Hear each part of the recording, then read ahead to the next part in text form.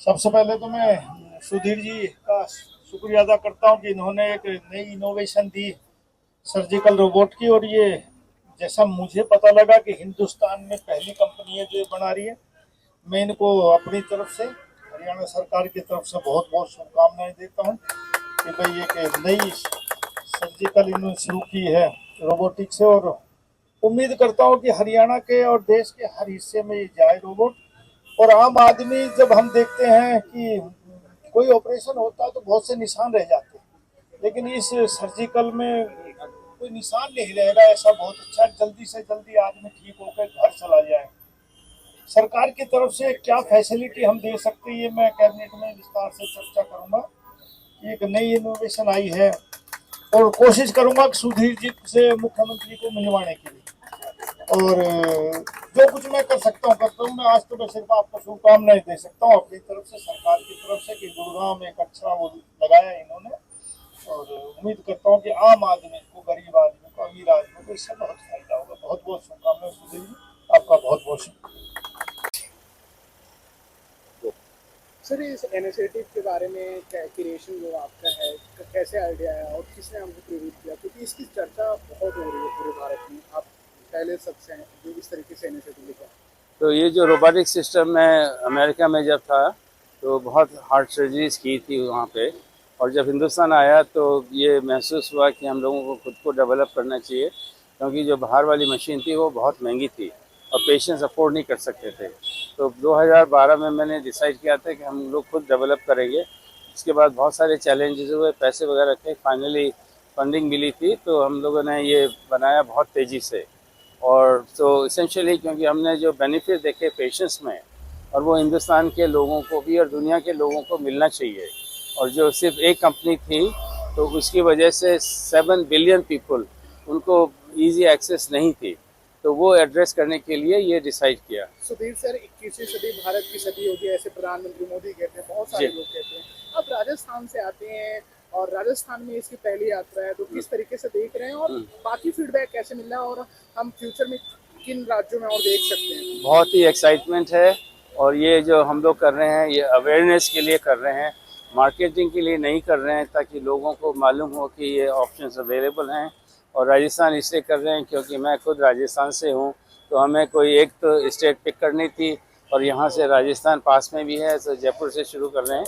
और जयपुर, मैं जोधपुर से हूँ ओरिजिनली, तो इमोशनल अटैचमेंट है। ऑफ कोर्स मैं जो भी हूँ, बहुत सारे रूट्स वहीं पे हैं राजस्थान में, तो वापस देना चाहते थे। सर, मेक इन इंडिया ये आपका पूरा कॉन्सेप्ट है, और अगर बात करें आत्मनिर्भर भारत प्रधानमंत्री के सपने को, किस तरीके से आप उस तरफ देख रहे हैं, उस या बात को जहन में लेके क्या आप सोच रहे हैं तो फ्यूचर में? आई थिंक एक्चुअल में हिंदुस्तान में बहुत बड़ा अच्छा टैलेंट है। अब चक्कर ये है कि रिसोर्सेज नहीं मिलते हैं।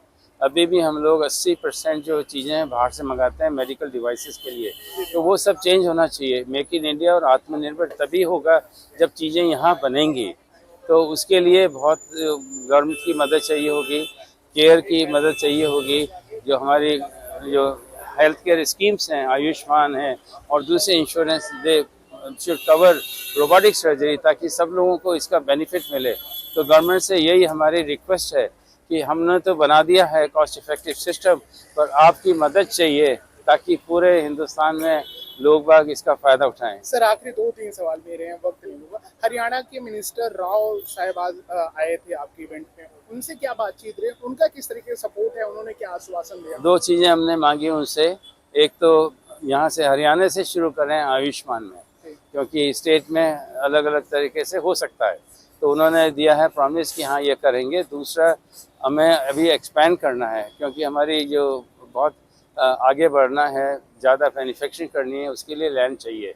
तो वो भी हम लोगों ने मांगा है उनसे कि है ना, हमें तो सब्सिडाइज लैंड दी जाए, ताकि हरियाणा में ये बिल्कुल बहुत ही बड़ी फैक्ट्री बन जाए और एक्सपोर्ट सेंटर बन जाए। तो उन्होंने बोला है कि हाँ मदद करेंगे। 60-65 हमारी जो जनसंख्या रूरल इंडिया में रहती है, जी आप किस तरीके से असेस कर पा रहे हैं कि एडॉप्ट गांव वाले कितना कर पाएंगे, जी हॉस्पिटल वहाँ के रूरल हॉस्पिटल कितना एडॉप्ट कर पाएंगे, कितना वो या चैलेंज देख रहे हैं, उसके लिए आप क्या रोड मैप तो बनाए, प्लान बनाए? या तो हमें बेसिकली गवर्नमेंट की बहुत मदद चाहिए होगी, क्योंकि हम लोगों ने टेली सर्जरी कर रखी है कि यहाँ बैठ करके हम सर्जरी कहीं भी कर सकते हैं। तो इसके लिए पावर चाहिए होती है और कनेक्टिविटी चाहिए होती है। तो ये बस जैसे है हमारे जब ऑपरेटिंग रूम बनेगा तो वो पार्क कर सकते हैं अस्पताल के बाहर, वहाँ पे ऑपरेशन कर सकते हैं यहाँ बैठ करके, और मरीज वहाँ पे हॉस्पिटल में रिकवर हो सकता है। तो ये हमारा विजन है फ्यूचर का। लास्ट सवाल मेरा, क्या नए इंजीनियर को क्या मैसेज देना चाहेंगे, डॉक्टर को क्या मैसेज देना चाहेंगे आप? साथ में इसी में एक चीज़ और ऐड कर देता हूँ मैं कि आप इस तरीके की सर्जरी अगर कंपेयर टू फॉरेन सर्जरी की बात करें, कितना कॉस्ट इफेक्टिव रहेगा इंडिया में? या तो हमने जो सिस्टम बनाया है, जो दूसरे सिस्टम्स हैं, उससे हम लोगों की 1/3 कॉस्ट है खरीदने के लिए, चलाने के लिए और मेंटेनेंस के लिए। तो हमारा ये था कि अगर बनाई जाए टेक्नोलॉजी अगर बहुत महंगी है तो जैसे अभी तक मदद नहीं हुई है वो फिर नहीं होगा। तो हम लोगों ने ये प्लान किया है, एक तो बहुत बेहतरीन बनाई है दूसरे सिस्टम से, दूसरा कॉस्ट इफेक्टिव वो बिल्कुल गोल था और वो अचीव हो गया है। डॉक्टरों को क्या मैसेज है? डॉक्टरों को ये मैसेज है कि अभी सिस्टम अवेलेबल है, तो आप लोग ट्रेनिंग करो उसके ऊपर, और जो है पेशेंट्स के हिसाब से अगर देखा जाए तो उनके लिए रोबोटिक सर्जरी बहुत अच्छी है। तो उनको अपना टाइम डिवोट करना चाहिए और सीखना चाहिए। Thank you so much sir, Yes. Indian इस बात पे। ओके।